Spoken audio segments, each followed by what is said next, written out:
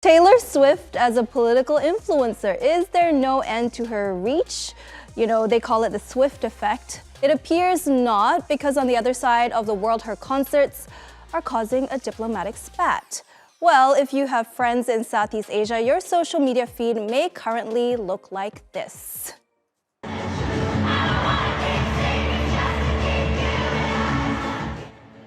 Yup, Swiftie fever has swept across the region as the pop star performs at 6 sold-out shows in Singapore.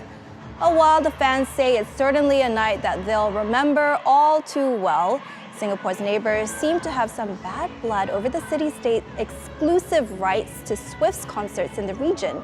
Adam spills the sweet tea, excuse the Taylor Swift pun, from Singapore.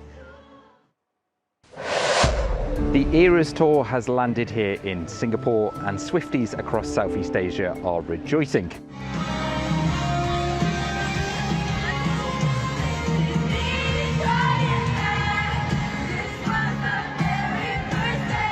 This is the only place in the region to see her perform, and that has led to some very unhappy neighbours.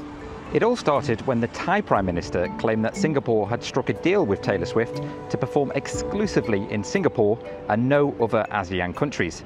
He even claimed the deal was worth 3 million Singapore dollars a show. Now, some people praised Singapore for this, saying it was a good bit of business and ensuring that fans would flock here from across Asia. Others thought it was a little bit more arrogant, and one lawmaker in the Philippines said this is not what good neighbours do. It soon all turned into a war of words, with Singapore's former permanent representative to the United Nations using his Facebook account to accuse other countries of sour grapes. He said, "I am not a fan of Taylor Swift, but many in Southeast Asia are fans, and our deal with her will be worth millions more than what was paid to secure exclusive rights." That's good business.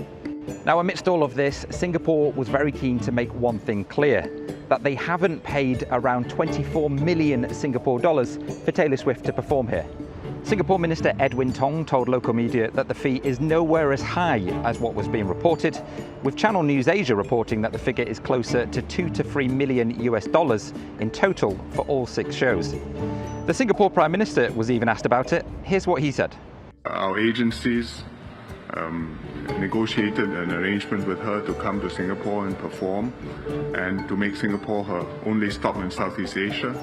And there was a certain incentives provided to her, and so it has turned out to be a very successful arrangement. I don't see that as being unfriendly. Sometimes one country makes a deal, sometimes another country does. So a deal was done. Taylor Swift continues to perform every night at the National Stadium, and Singapore now wants its neighbours to shake it off.